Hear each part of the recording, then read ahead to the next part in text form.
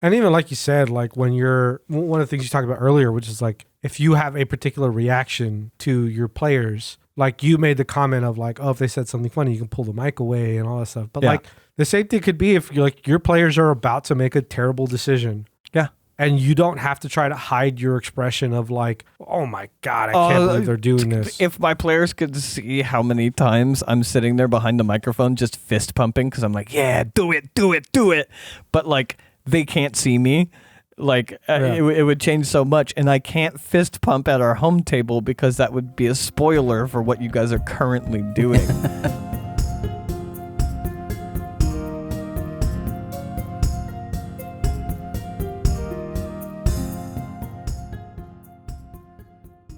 Welcome to Take the Damage podcast by Unfortunate Ones. I'm Sav. I'm Nix. I'm Graythorn. And today we are going to talk about our topic for today is online play versus in-person play.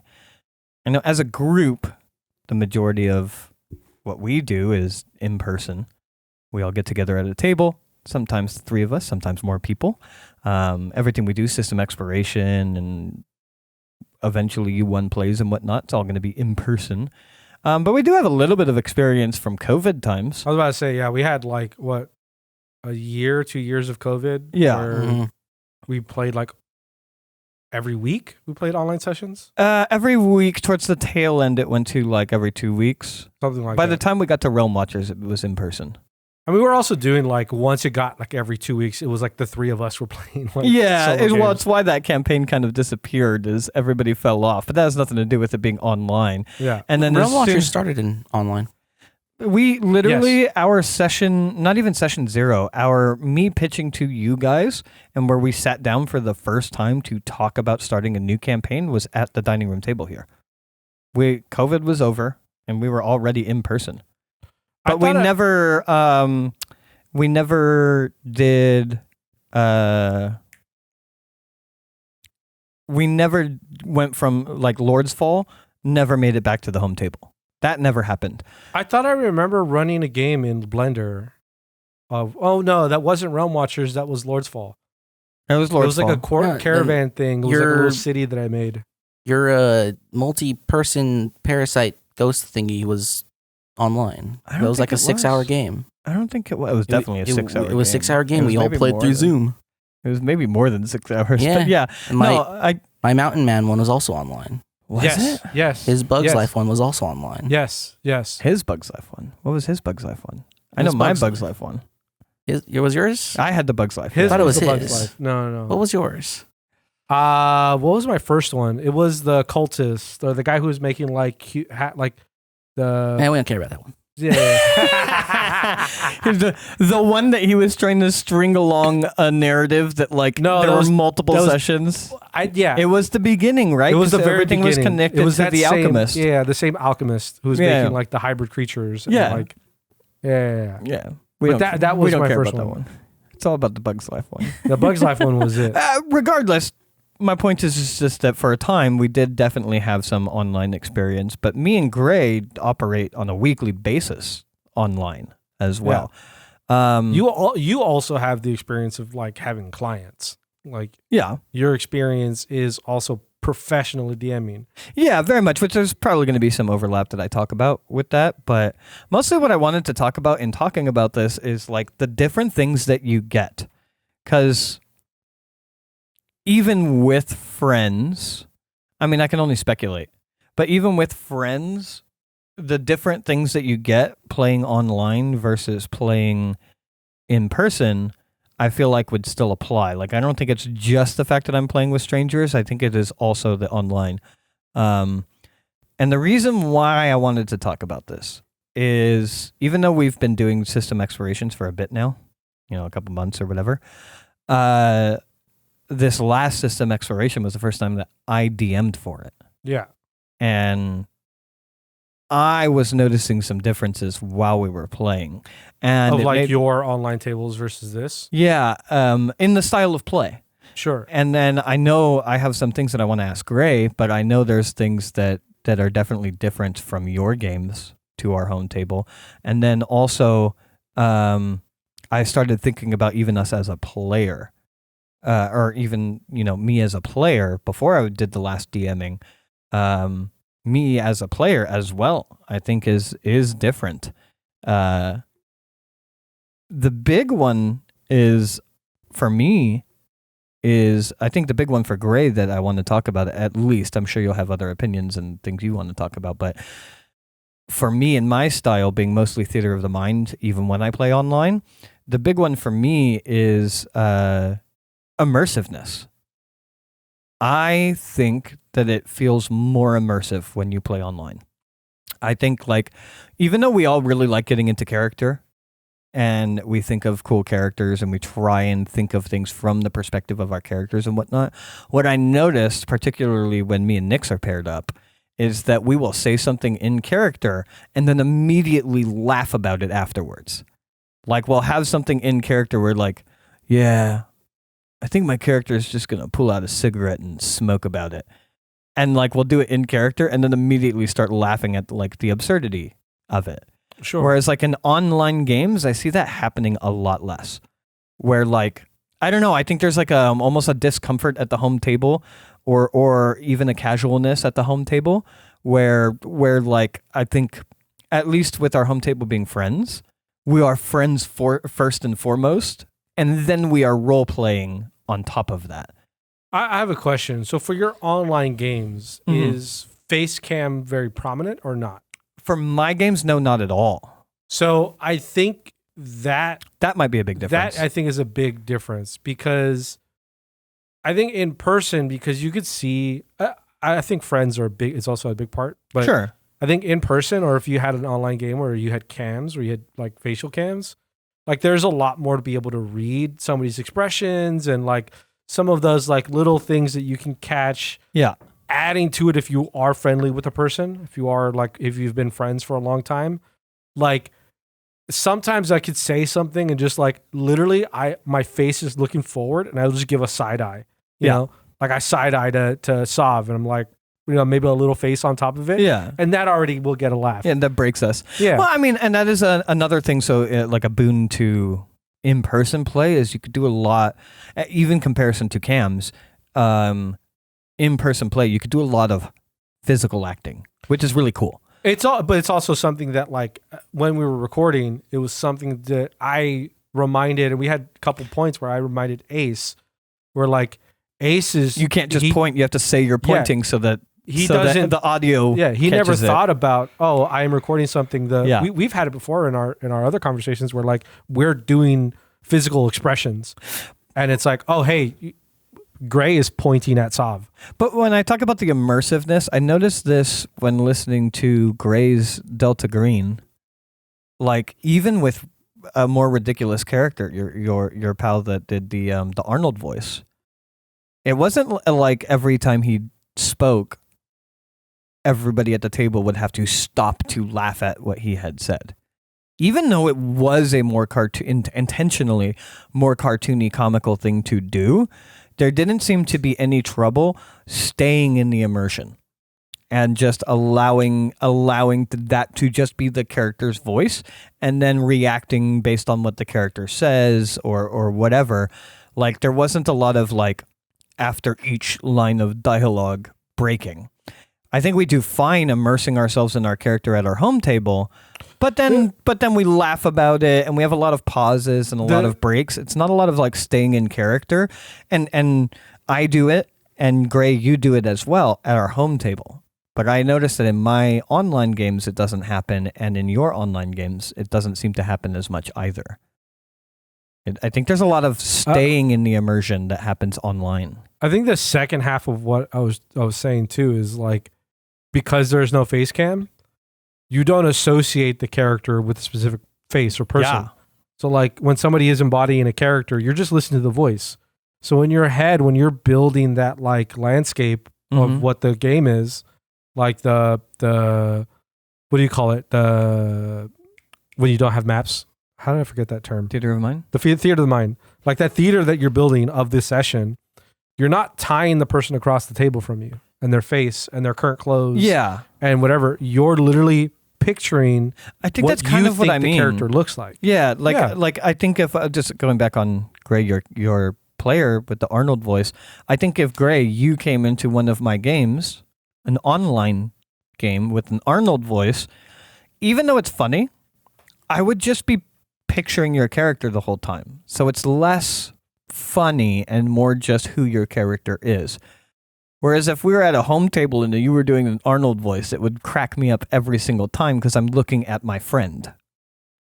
I'm not really sure because I gotta be honest. Mm-hmm. For the last 10 years, 15 years, I've always heard people say immersion this, immersion that. I don't get it. It doesn't mean anything to me. I mean, I know like when something is out of place in a game. Sure. Wouldn't call that immersion breaking. I just say it's out of place. But I don't understand immersion. Sure. It is just a thing that people say to mean that they're into something. So rather than using a hot term, what I mean is staying in the moment. Staying in character. Staying in character. An example would be when me and you had a fucking slumber party in the middle of the game. No, it's to me that's when I think you guys stuck in that moment for a long time too. Having an immersive moment, yeah, is that where we knew we were playing with each other and we knew we're still in a game, but we were very tied to what our characters were doing in that moment. We're playing. The answers were quick and thinking of the character versus necessarily us as a player. What we like, of course, we are deciding what the character's saying, but like the way that played so quickly and just so naturally, it stayed in character for a very long time. To me, that's what I would describe an immersive moment, like a moment of immersion. Okay. Yeah. Another example of a good one from literally the same session, I believe, was me and Ace when he had that scene with his mom. Yes. That we stayed in that moment for a while, like fucking the losers that we are. Me and him both got kind of teary-eyed in the moment, and we were in character, and we stayed in that for a long time. I think I see that far more in my online games than I do at our home table, because oftentimes, especially when it's me and Nix, we'll say something in character, but there's almost a degree of it that we're like almost intentionally trying to make not the character, but our friend that is sitting across from us laugh. And then we laugh about what the character had just said. And then we got to be like, all right. Let's get back into character. I don't see that happening as much online. I think it's the type of player that would play online. I do know that, like you mentioned, my friend Kaiman, who did the Arnold Schwarzenegger voice for his Agent Mauser. Sure. Mauser. Yeah. I broke.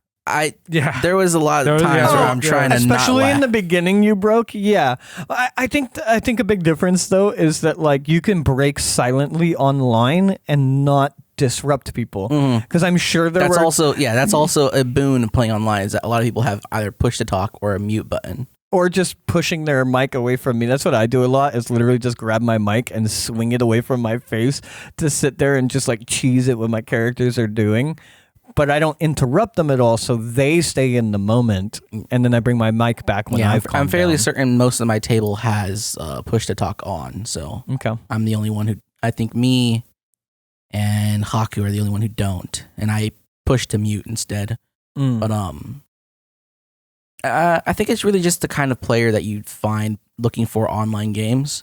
Could be. I think you either have a player who doesn't particularly care for the immersion, so you won't get that sort of break regardless.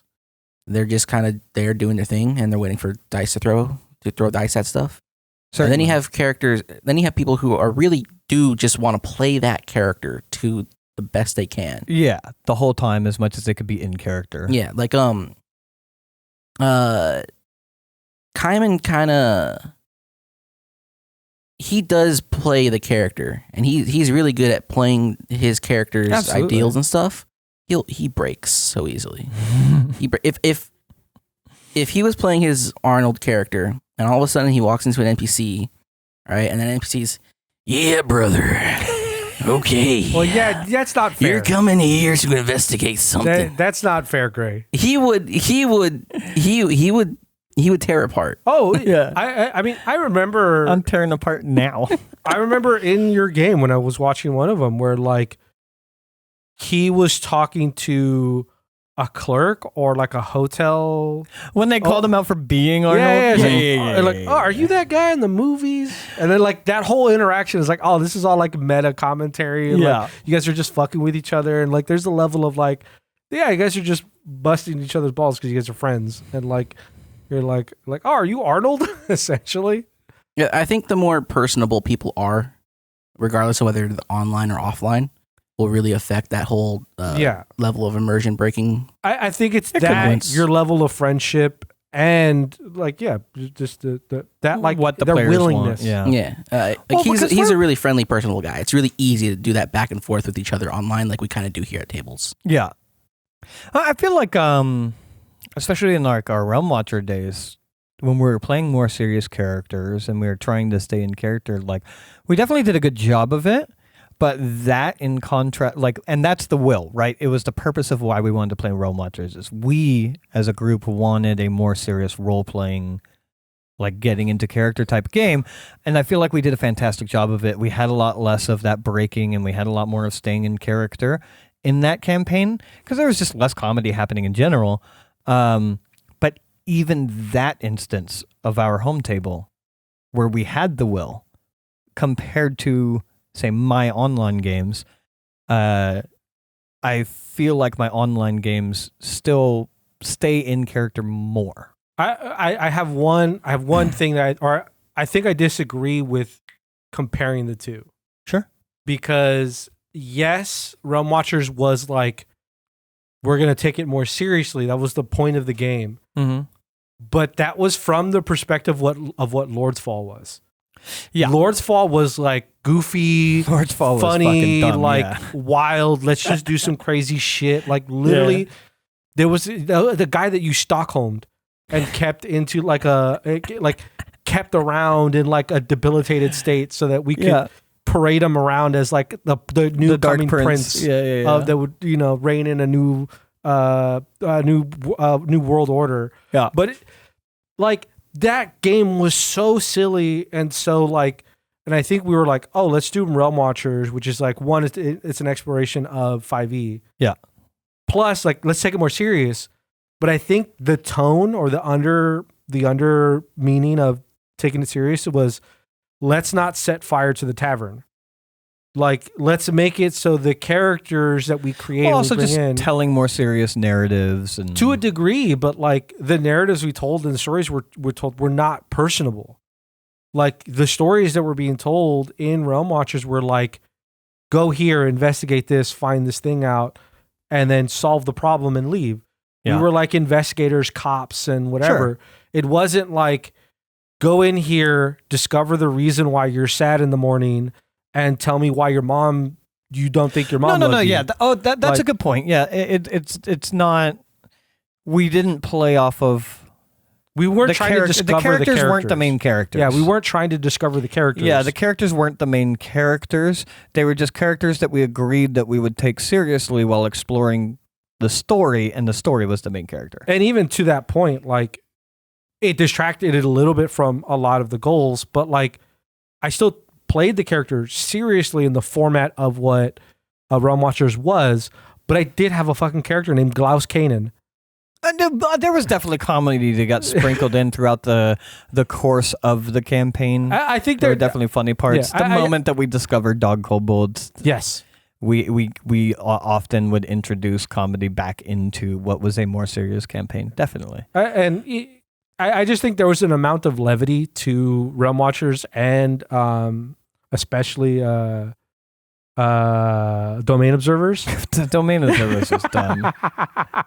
But like, there's an amount of levity to that. The actual story being told and the things we were doing, yes, we were taking that very seriously. But again, there weren't explorations of characters. Yeah. There were discoveries of things in the world and like prevention of things. It was like, we were like fucking time cops. We were like, we were the police of the world. I agree with you that there is a difference. One of the things that I would say to also help is like your game that we just ran, the Kids on Bike games, I think is one of the more serious stories in terms of character exploration that we've ever played as a group. Because like the DCC story I wrote was not very serious. Like, it's not serious in that same way.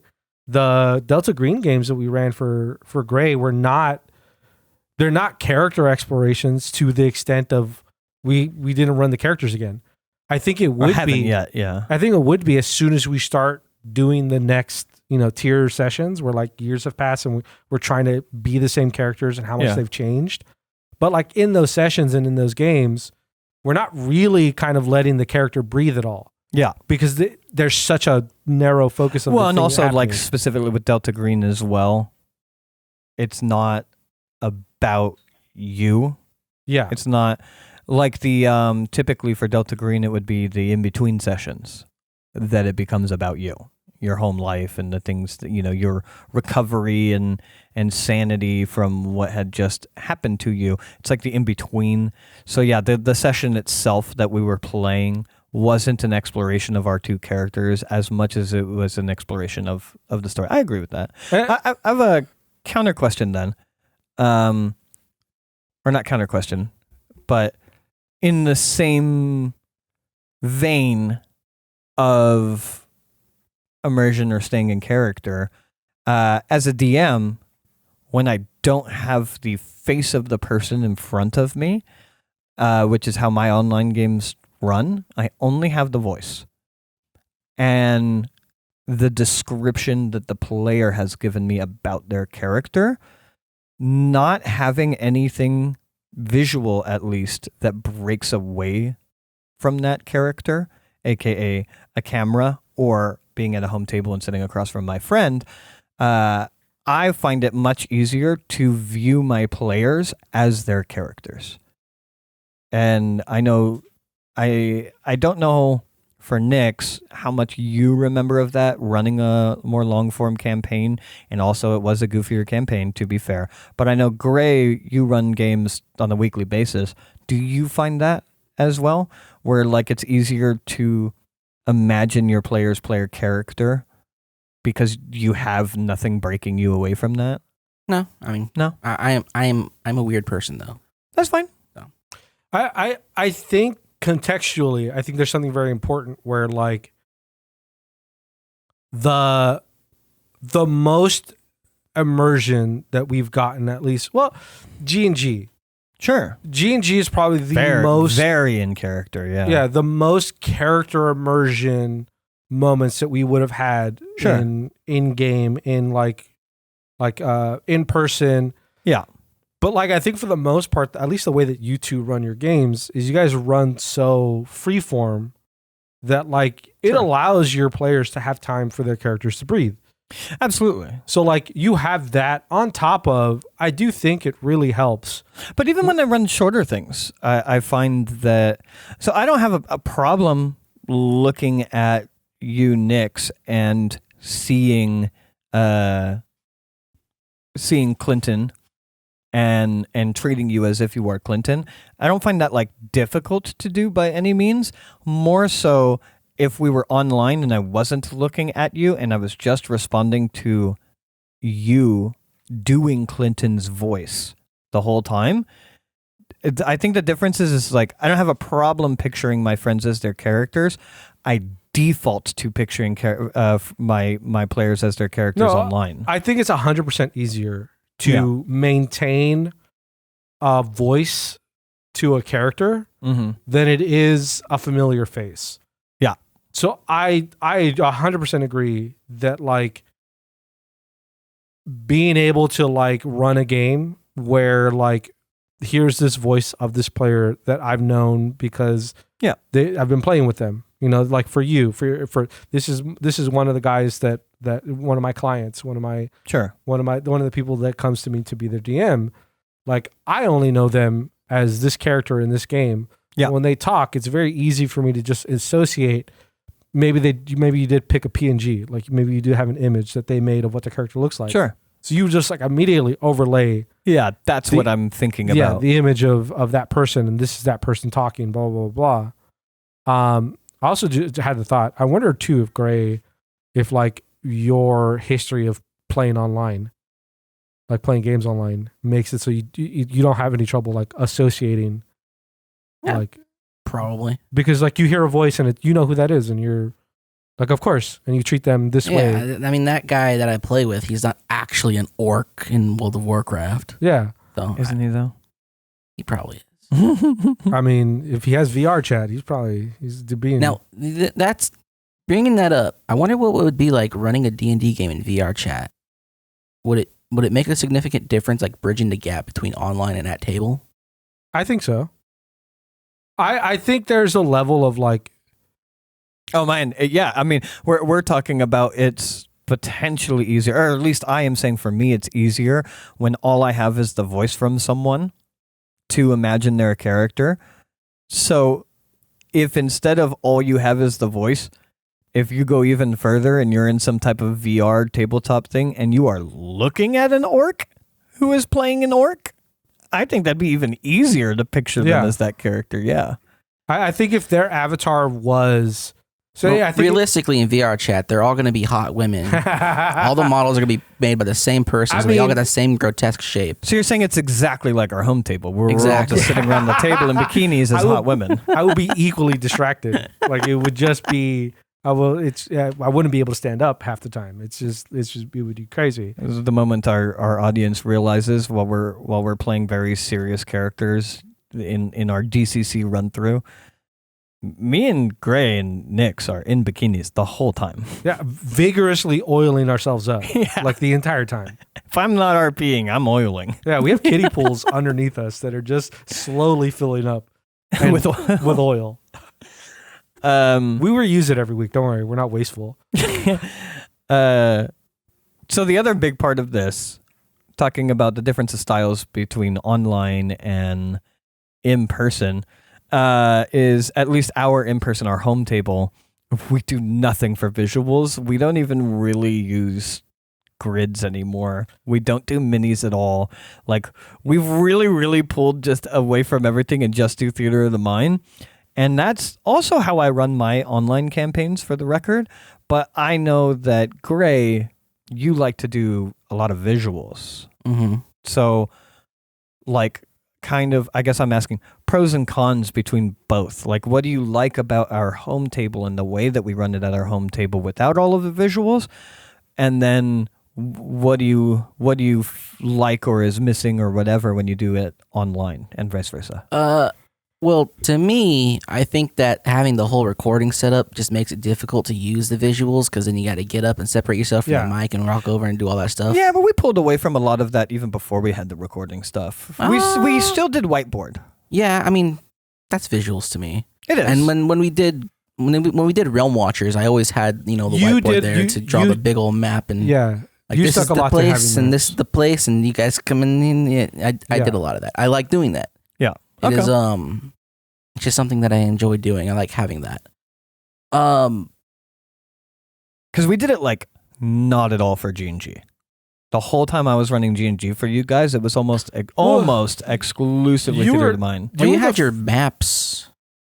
Yes. We had visual representations of like the world. Yes. You had a big old map. It's here somewhere. Yeah, not of each city, but of the actual yeah, and for the most part, cities. He had city maps. I had city maps too. Did you? Yeah. I had a little little binder listed. The ring binder had everything. Had our player characters' faces in it too. I gotta find that. Oh yeah, I had all of the character arts and shit. But you also saw. But we also stopped using that right away. Like when you guys went to like Mombras and shit, I didn't even show you the map for that city. Like we in the very beginning we did for sure, but then even over the course of G&G, I kind of just stopped showing you guys that. We always played, but for me it was more like a thematic getting into the mood for G&G, where we always played on the very large world map, even though we were in the same town. So it'd be like playing in the map of America, but we're always in some little rock.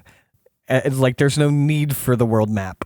And for 99% of the time, there was no need for the world map. But we did have one. You're not wrong. But we didn't do battle maps at all. The whole cabin fight, which was a 12v5 fight, we did that entirely Theater of the Mind. I think, again, part of it is... Oh, no, we did whiteboard. Yes.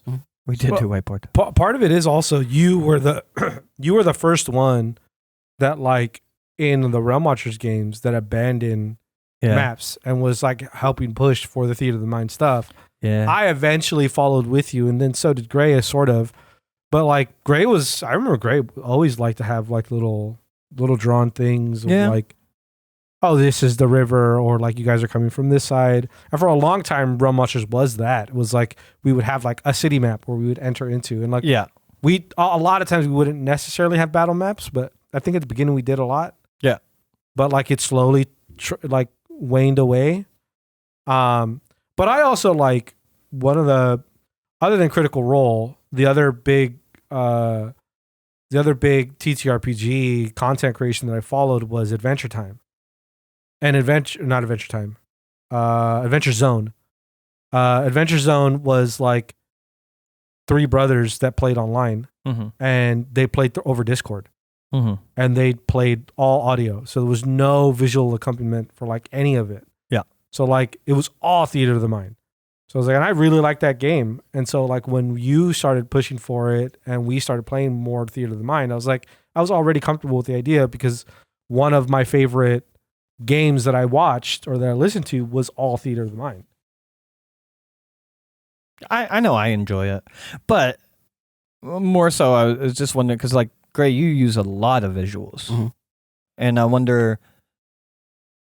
I guess first of all, if that is your preference, then I don't need necessarily the pros and cons of you doing that, but the pros and cons of not doing that. Like when we play at our home table and don't use them, what do you like about that?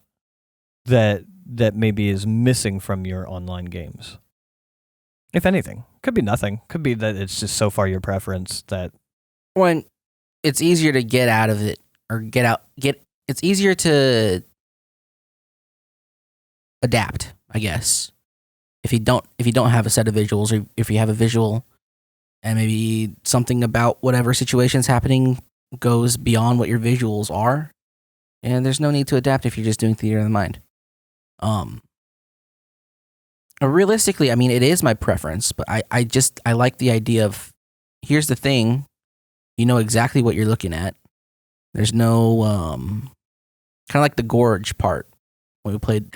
There was confusion. Kids on Bikes. Yeah, there was confusion as to what the layout was. Yeah. And I mean, for the most part, I know my players too. They can, think about what this place looks like, and like, oh yeah, that's what I thought it looked like. It's like, oh no, I didn't think it looked like that at all. Sort of situations, but when I have a visual, it's like, this is exactly what you're looking at. Yeah. You could picture things a little bit differently, but those bodies there are real, and this is here, and this is here, and this is a giant wall, and stuff like that. And the major con to visuals is that it takes time to make them. Yeah, what I found myself doing is if I have a more complex battle online. So this is a pro and con. Is when you're in person, not on microphones and being concerned about an audience, you could do things like just use your hands to gesture to very quickly give people an idea of like, okay, here's the house, and then next door there's an alleyway that runs through. At the end of the alleyway, there's a 2-story building. You can use your hands to kind of, and I suppose if you had cameras, you could do the same thing, but to like be that visual aid. And then go back to being just theater of the mind. Whereas online with no cameras, I feel like there's a degree of it's difficult to explain layout. No, I mean, that boundary. And in which case, what I've started doing is if I have a more complicated battle to any degree, I just move over. I have in all of my games, I have a scene called Battle Map. It is just a grid, and I just use the drawing tools. Yeah. I have also given permission to my players to use drawing tools as well, so that we could all just draw like a whiteboard. It's an awful whiteboard I have tool. a scene called Whiteboard. Yeah. I have a scene called Drawing in the Sand as well, where mostly what I use it for is for them to plan for things that they shouldn't be planning for because they don't understand the layout.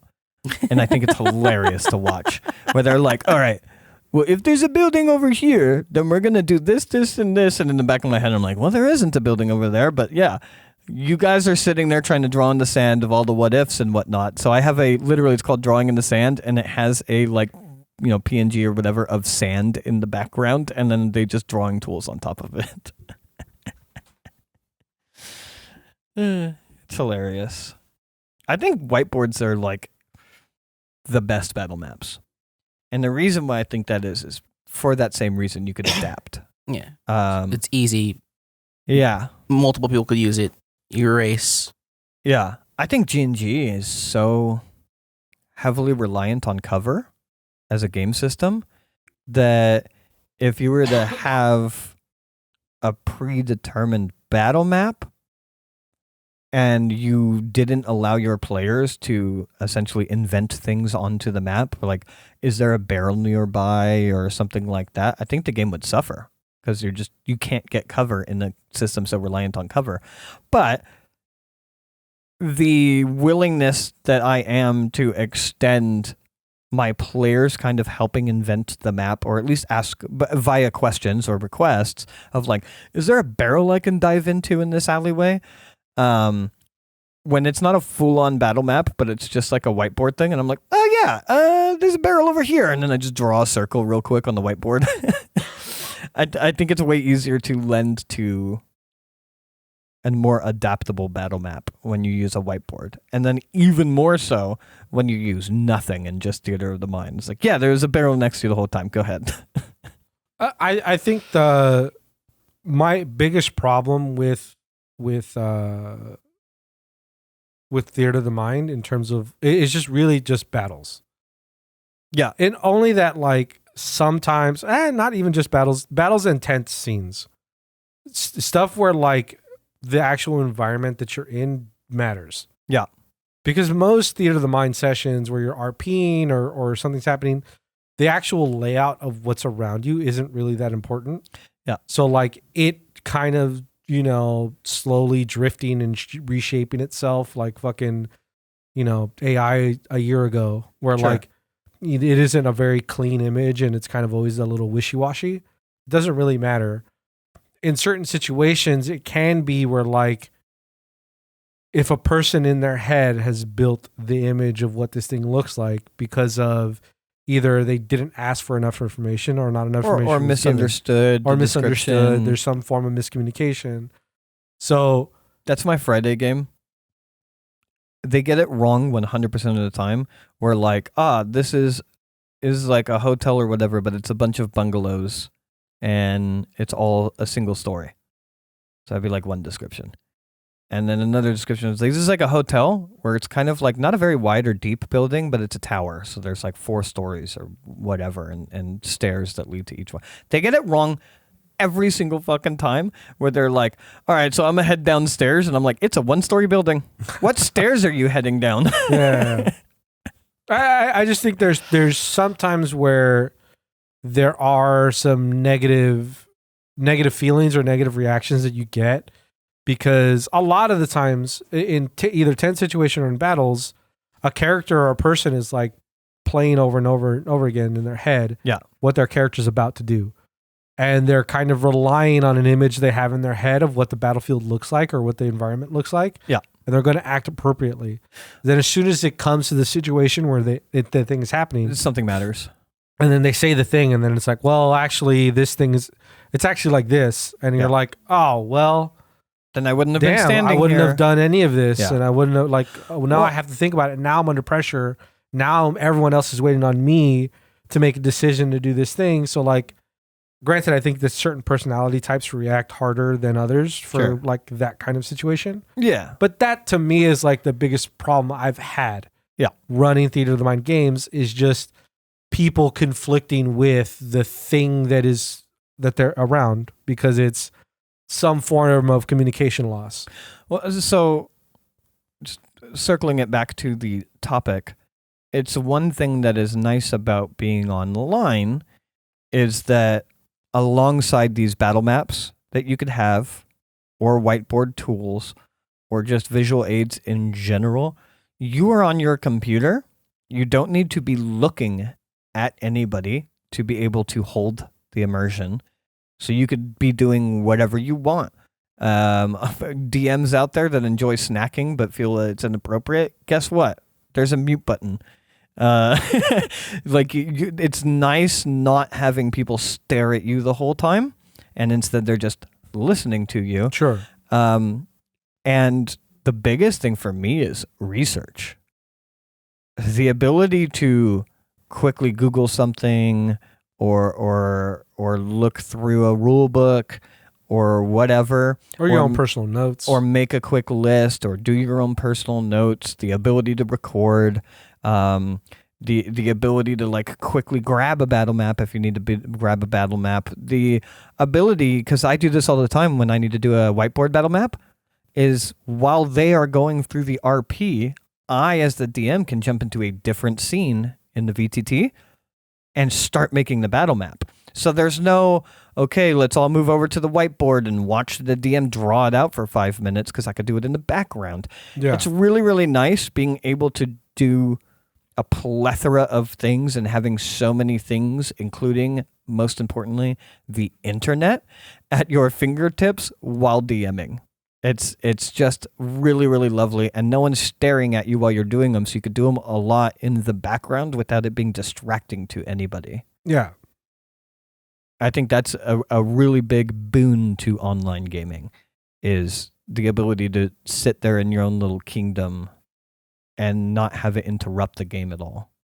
And even like you said, like when you're, one of the things you talked about earlier, which is like, if you have a particular reaction to your players, like you made the comment of like, oh, if they said something funny, you can pull the mic away and all that stuff. But like the same thing could be if you're like, your players are about to make a terrible decision. Yeah. And you don't have to try to hide your expression of like, oh my God, I can't believe they're doing this. If my players could see how many times I'm sitting there behind the microphone just fist pumping because I'm like, yeah, do it. But like they can't see me. Like it would change so much. And I can't fist pump at our home table because that would be a spoiler for what you guys are currently doing. I mean, there's been many times where like I'm running the game or you're running the game where there's one of us is looking at the DM. Yeah. To be like, they say a thing and you're like, huh? Is that a thing? Am I getting a reaction from you? So like, there's a level of like that level of anonymity, at least when it comes to like cameraless. Yeah. Because like that is also a lot of people play with cameras for the record, but yeah, but that is another level of distinction between the online play and at the table is like with cams or without. Yeah. Oh, of course. And I know you two specifically play mostly without cameras. Yeah. Yeah, I don't play with cams at all. Yeah, a lot of people do. That would be a whole nother topic, but I don't think that's a topic that any of us could really talk on. No. I don't think any of us have experience like that, other than like watching content. Sure. But even then, like content that you see online that has cameras, for the most part, I don't watch ones where they're like in separate rooms. Yeah. Usually it's they're also at the table. They just have cameras in their face. Yeah. Okay, here's a good one. Another boon to online. It's fucking way less crosstalk because it is fully understood that everybody has the same headphone feed as everybody else, so you can't whisper to another player. That's just not a reality. You can't make side jokes. You can't make faces at another player. None of that is a reality. So what you end up with a lot of times is a lot less crosstalk. Because crosstalk, we've had, not for a very long time to be fair, but we've had a lot of problems with crosstalks, especially when we had like 9 players at the table. We had big crowds, crowds, oh my God, so much crosstalk. Would you rather, so yes, there's less crosstalk, but the thing that I think replaces crosstalk in an online game is distracted playing. Was what? Distracted players oh, and that's DMing. the negative.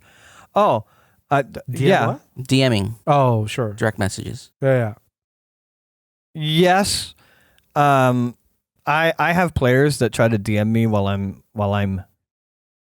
I have players that try to message me while I'm DMing. And I find that distracting. I don't care that much if they're doing it with each other. But then also, like, yeah, I mean, look, I'm on Discord. Not many people do this. But I'm on Discord, and I can see on Discord when you pop open, Arc Raiders in the middle of our game. I know you're not paying attention. And it, for the most part, doesn't bother me. And, like, I have certain players that for sure do that and somehow still nail the RP. So, like, I'm not really too hard on anybody for doing that. But I have other players that I can see that they're fucking doing it.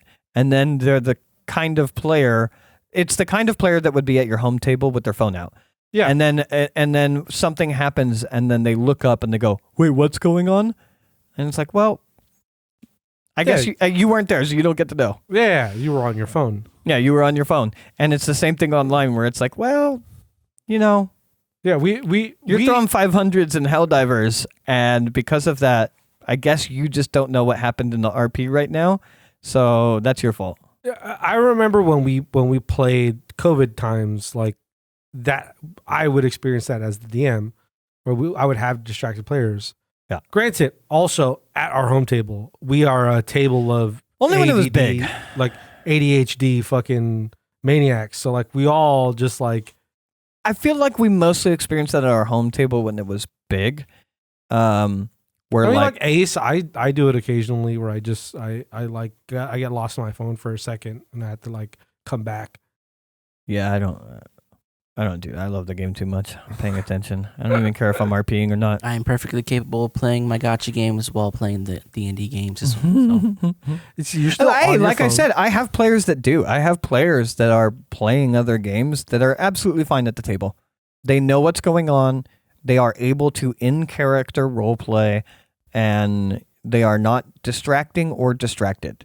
Yeah. So like I'm never going to be hard Half on the anybody time for during it. our Zoom days, I was playing video games. Yeah, of course. That doesn't surprise me. Not me. I have two modes. It's either hyper focus or no focus. Yeah, it's ADHD. Yeah. So if I'm not paying attention to what's happening, I'm not paying attention to what's happening. I don't think I could play on my phone and play. No, I can't do that. Well, I start to do it because my brain just goes there. We'll just like, oh, I'm not involved in this like this next 5 seconds of what's happening. Yeah. So let me go on my phone, and then all of a sudden it's like, oh, I'm there for 30 seconds, and then I catch myself where I'm like, oh, I have no idea what was just said. Yeah, in the and you last should. 10 You should seconds. care about what other players are doing. Yeah, and I go, oh, I need to stop this. I need to get off my phone. But it doesn't mean that I wasn't distracted for that moment. Yeah. And it happens frequently. It happens a lot where I'm like, oh, I'm not in the moment that's happening right now. Let me just kind of zone out for a second. It's like, oh, fuck, I'm out. I do think it is a bigger problem with online play than at home. At least when we had a smaller table in our home table, right? When we had the big tables, it was awful all the time. But because big tables are awful. But I do think it is a bigger problem with the online community because of the same reason that I love DMing online. Everybody has access to their own little kingdom.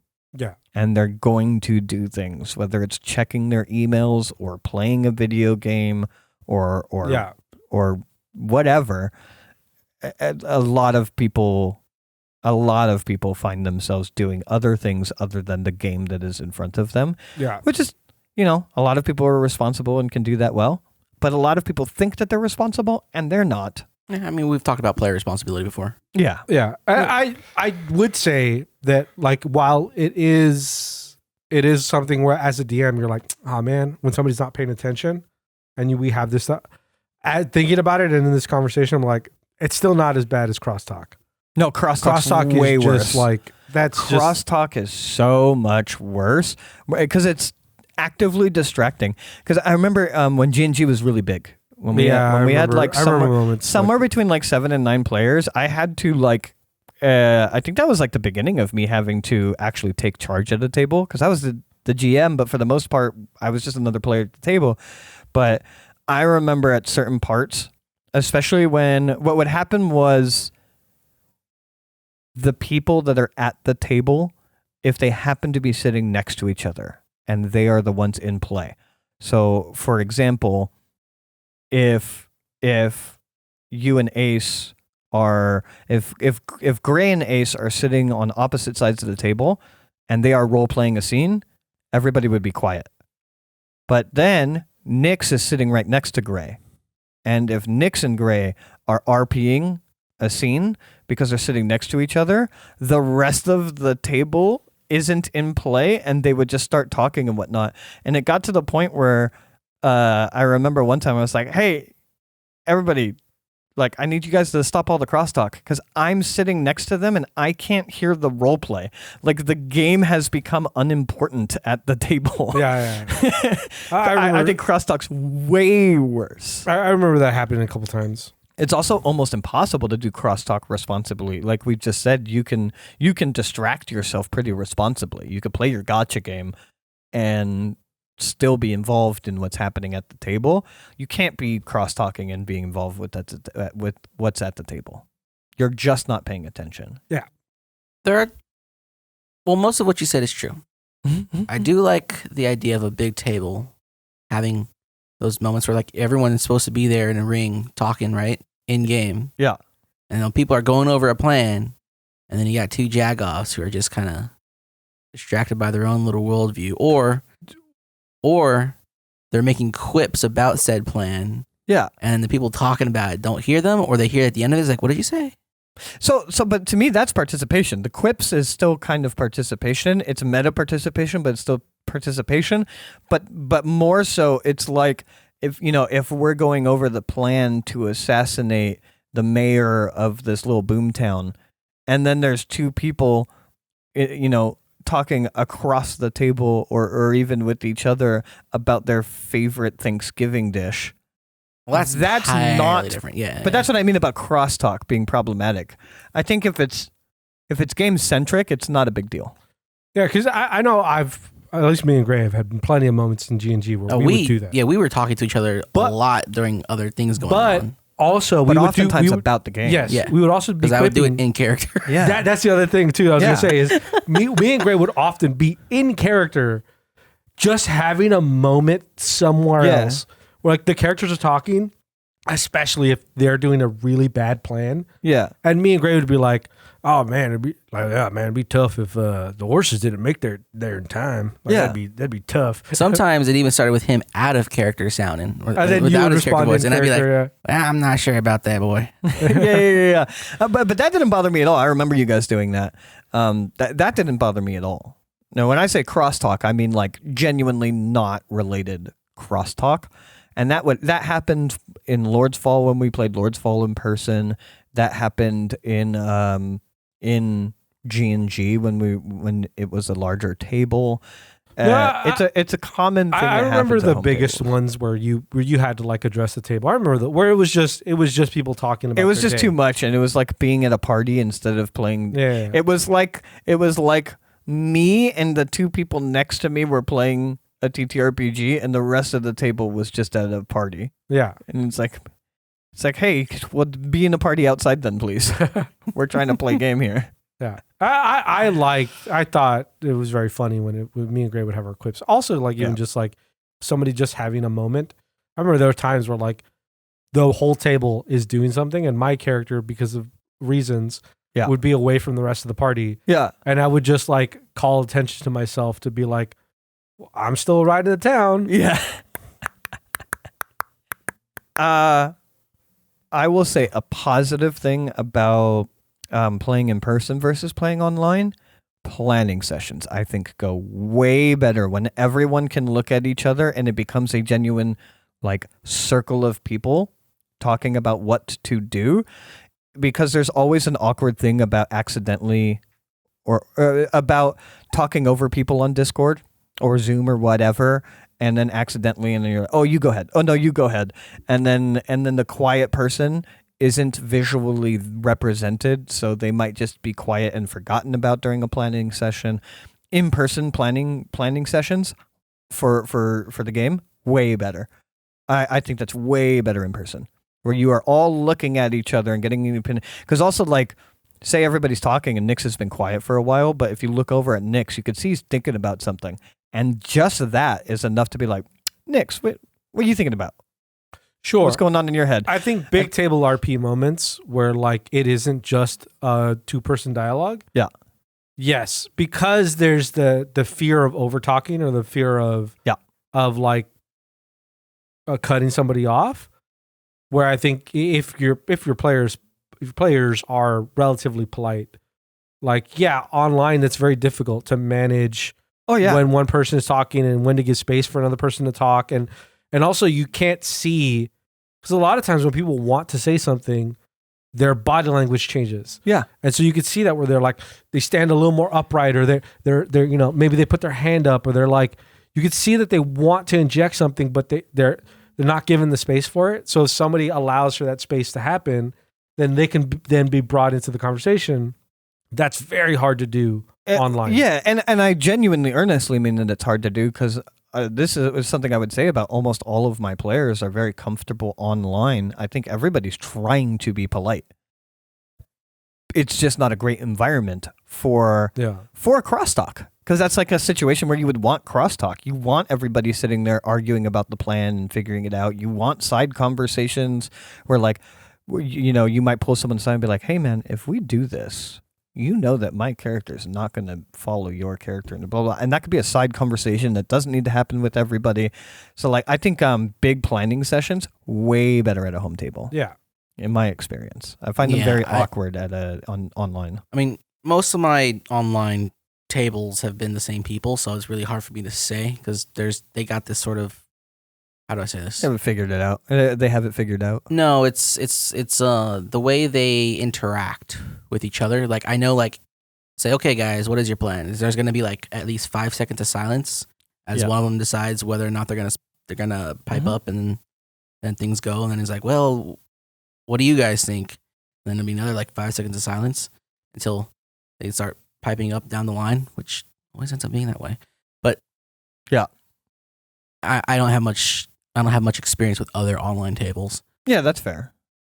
I feel like I get a lot of those awkward moments of silence too, where, again, at a home table, you would be able to see that everybody's thinking about something, but the DM, which is me in my online games, it was like, all right, so what are you guys doing? 1,000, 2, 1,000, 3, where it's just like fucking like, and at a certain point, it's like, when do I interrupt? I find myself also like, I'll give it like 5 seconds, and then I'm like, oh, no one's gonna say anything, and then I can't be like, does no one have anything to say? Because that's awkward too. So then oftentimes I'll just like try and kind of help them through the conversation. I'm like, all right, so what are you guys doing? Long pause. Long silence. And I'm like, you guys have just stepped out onto the street after having that conversation. All of you have different pieces of information that you haven't shared with each other, and you have multiple different directions that you could go from here.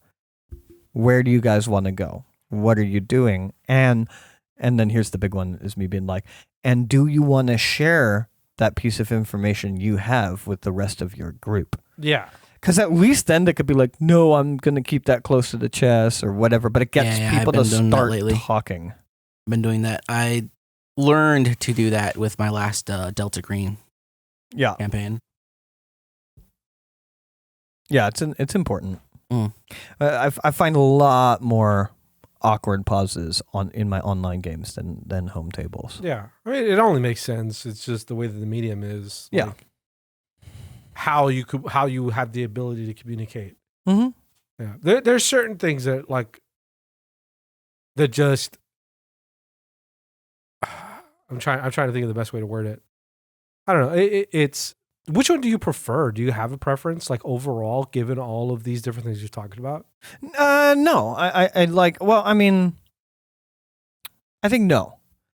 I think there's things I really enjoy about one that the other one is strongly lacking. Yeah. But I think that about both. And I would say one of the biggest ones for me is what we started with. I wish, without wanting to police you guys, obviously, I wish we could kind of stay in character more. Now, to be fair, it's also the games that we're playing. Yeah. But I prefer games that stay in character more. Again, we did it just fine in G&G, so I think it's just the games that we've been playing recently. I think we actually did a pretty good job with it in... I think Kids on Bikes, we did a pretty decent job with it. Or like Delta Green... And I participated. This isn't blame at all, but like me and you would laugh after everything that was said in Delta Green. Like when I was going back and listening to the recordings, it's like, man, we really like, there was like almost a necessity to break into meta and like joke and laugh after everything that's being said. I mean, which is fine. We're friends. The other thing too is both me and you, whether or not we both think we're funny. So like, so we behave in a way. Why are we laughing after everything everyone else says as I take out my light bulb and smoke some meth? I think that's the best way to word it. Is just like we both think we're funny. So we're both going to try to continue to make jokes and make each other laugh. But even that, hold on, even that scene, I didn't do that to be funny. I did that because I wanted my character to understand whether or not it was quality product for the sake of how I was going to interact with those people. Sure. But it's also funny because you got this CIA guy who's out here being all Joe Cool. Yeah. And out of nowhere, it's like, I'm gonna break this light bulb and light up this little meth right here, and that's good stuff. It just is funny. Yeah. Yeah. As you know, his nerd CDC guy is over there in the corner. Yeah. I noticed that a lot when we did the Delta Green was me and you having to laugh after each scene, but that's not a problem at all. But when you ask me if I have a preference, I would say for most of what we've talked about today, I think there's just pros and cons of both. The only thing I would have a preference over is I do think that my love for the game comes from a more serious RP, being immersive, staying in character. I think that's the only thing that I would change is like a little bit more of a focus on like trying to be in the game. I think the biggest thing, at least recent memory, I think the biggest thing is just we just don't run a lot of games at our tables. We just don't run a lot of games like that. Yeah. A lot of the games we play, I think it's just style of game, yeah. Yeah, a lot of the games we play are very like goal-oriented or like meta goal-oriented. We're like, hey, we're playing this system, we're playing this game. We're trying to shoot for 1 or 2 sessions, maybe 3. Like we're trying to tell a truncated story. So like there just isn't room to breathe for it to become more serious, deep RP moments. We did in Kids on Bike with you and Ace, but like that wasn't gonna in my mind, that wasn't gonna happen in Delta Green. And what Delta Green was. So what you're saying is that, just to prove me wrong, what we need to do is have Grey run a long form campaign under the U1 umbrella so that me and you could take our characters serious. That's what you're saying, right? I actually think the best option for you to get this fix is for me to run a game where it's you and Grey, or it's Sovereign Grey, because me and Grey stay in character when we're not playing characters at parties. Yes. Like we just me and Grey can't help but stay in character. Because again, me and you think we're funny, so we're just gonna make jokes at each other regardless, even if we're in the most serious moment. We're like, our characters are dissecting some traumatic moment that just happened. Yeah. And like but you guys need to play Buddy Cop, where Grey is going to be a grizzled old kobold police veteran. I'm not saying that game is where we have the character exploration. We're recording Cause of death. Big hole in chest. You get that, rookie? That isn't going to be the character exploration game. You know what? He says that. Me and you in character whole time.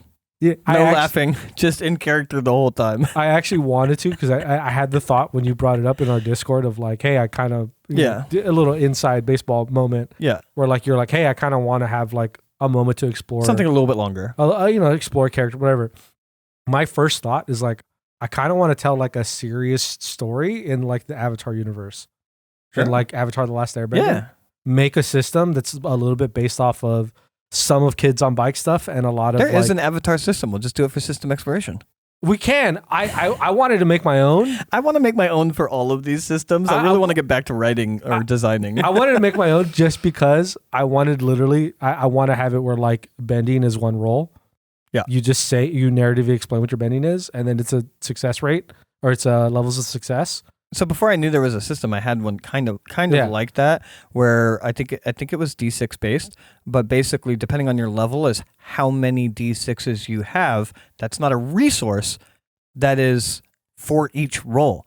And like, yeah, to make a pebble float if you're an earthbender, maybe that's a 2. And if you have 66s, you could just always do that.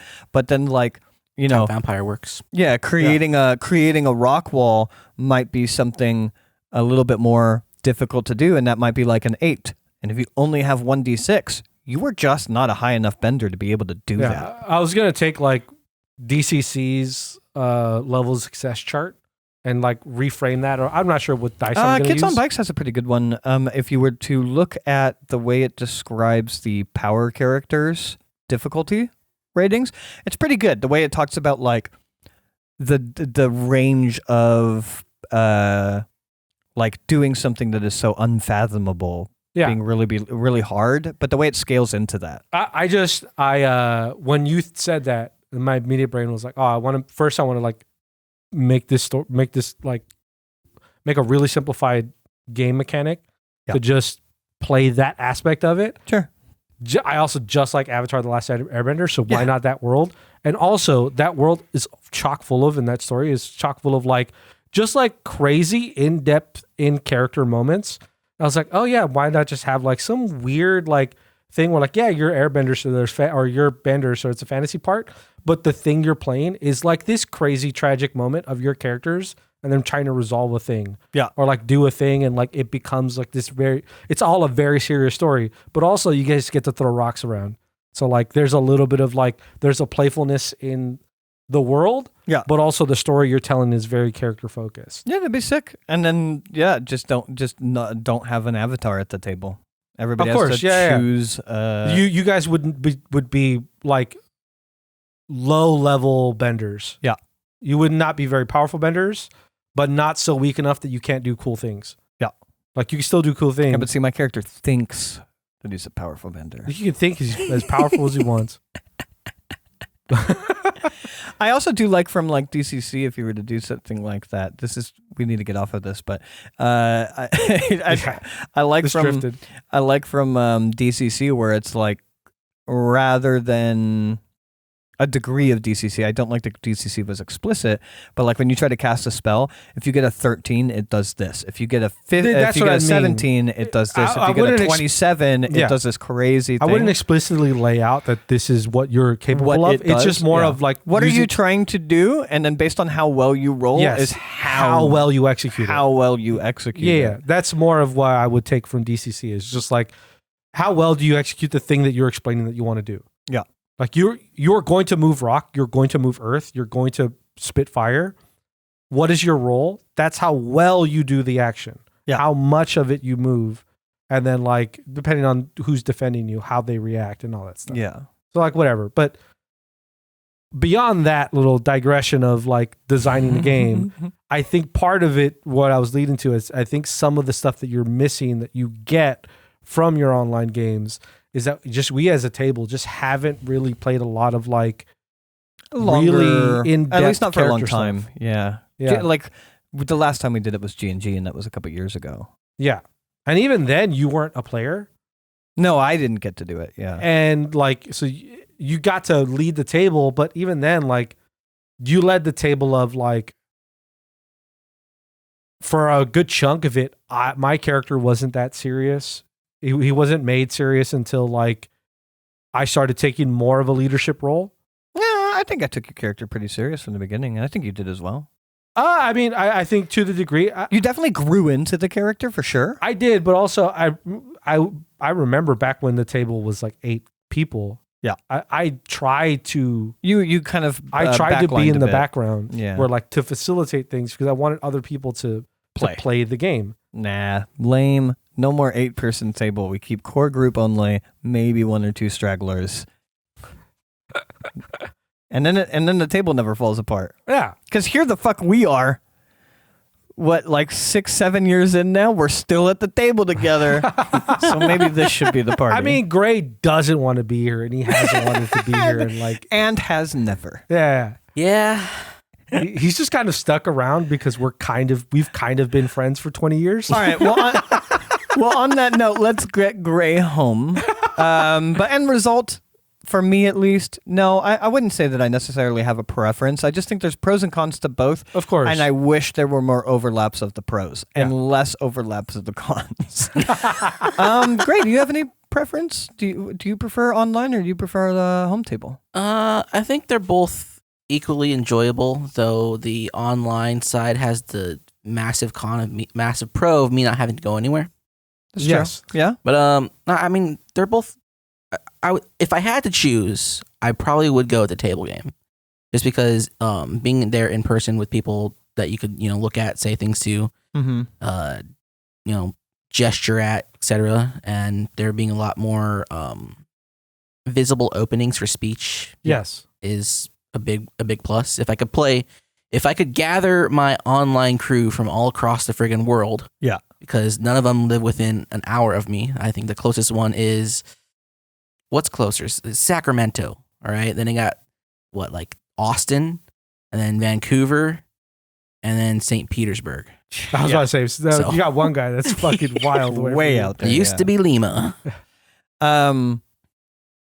Yeah. I don't know. I think I'd be really hard. I think I also would choose table, like in person, but I think I'd be really hard pressed for it because I do really just love having nothing else but someone's character to think about. My hard preference is at the table, just because the before and after the game.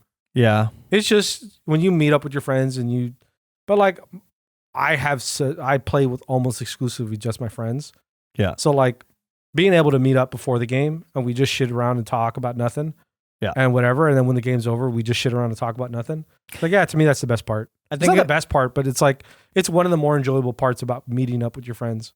I think if any of us were to move and to have a space for this rather than our ad hoc space for this, I think I would probably swing towards full table, because at the table, I would just have like really dropped low screens, maybe even angled upwards, where you just have that kind of kingdom that you have with online games, but just at the head of the table, which I know is what the purpose of a DM screen is. But one, it's not enough in comparison to what you get as an online DM. Your DM screen is infinite because the internet. And two, I really don't like things on the table that block your vision. Sure. So, I think if we were to have a dedicated space, it would be a lot easier for me to say home table. Yeah. All right. Well, let's get Gray home. Let's get Gray out of the situation. He doesn't want to be in. Exactly. Thank you for listening to Take the Damage podcast by Unfortunate Ones. You can find us over on our website or our Patreon. Make sure to like, subscribe, hit bells. You can find links to our various personal projects and whatnot in the description. Thank you for listening. Bye. Bye. Bye. Ugh.